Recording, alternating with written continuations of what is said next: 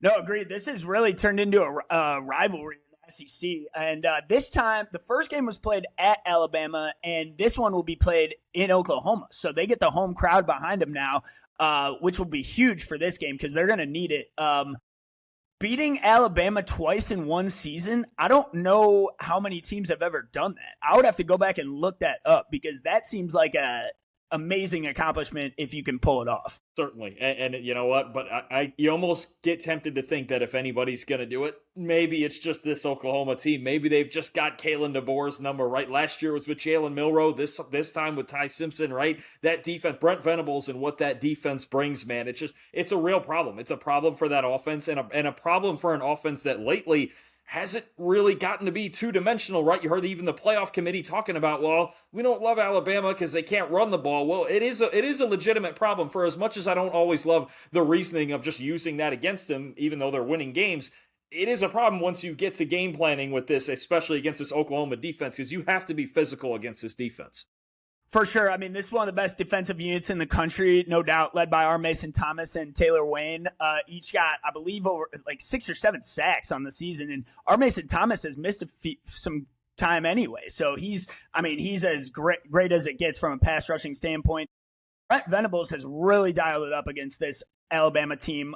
Both occasions they played. So, yeah, like you said, they might just have their number. Alabama not missing their star running back, Jam Miller, definitely hurt them in the Georgia game. They couldn't get anything going on the ground. Looked like the true freshman just couldn't get it going, and that really affected their game plan and made them one-dimensional. And Ty Simpson was just under pressure all day. And he's kind of waned the past few weeks after coming out hot to start the season. I had him QB1 at one point in the season, which I still think he's likely a first-round pick, but these are his last 4 PFF grades. Games are 56.2 in the Oklahoma game, 74.8, but that was against Eastern Illinois, 68.5 against Auburn, and then last week, 49.2 against Georgia in a game in which we all know I said Alabama was going to win. So, hand up on that one. I was wrong.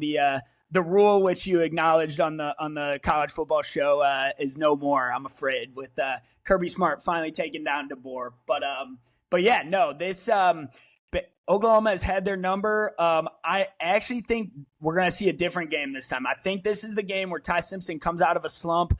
I don't foresee another pick six or any turnovers. Bama turned the ball over 3 times in that game. I just don't foresee that happening again. But they're going to have to not let that happen in order to pull off this win. I am going low-scoring game. I got 19-14, the Crimson Tide beating Oklahoma this time. I am not foreseeing Mateer getting much going in the passing offense. They kind of struggled last time against Bama and haven't been great over the past few weeks. Mateer only a 59 passing grade on the season, so I am expecting Kalen DeBoer to get the better of Venables this time. What do you think?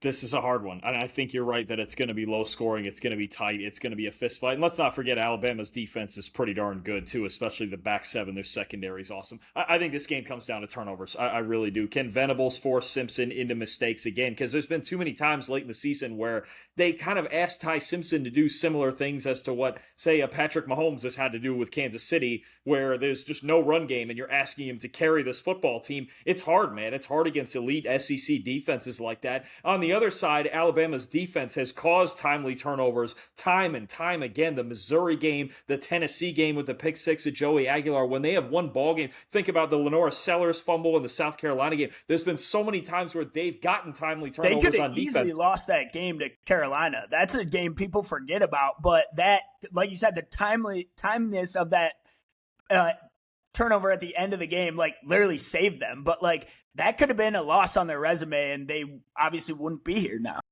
Absolutely, but if you're going to get in a fistfight battle of a defensive game, I'm actually going to take Oklahoma. I'm going to take them. I'm worried about the lack of adjustments from Simpson, from Ryan Grubb, from Kalen DeBoer on the offensive side against Brent Venables. We've seen this twice before already. They haven't been able to adjust. They haven't been able to find points. So I do think this game comes down to who wins the turnover battle. But based on what I've seen from Alabama's offense lately, I'm taking the Sooners. I like their defense in this game. All right, there we go. Dalton's got the Sooners.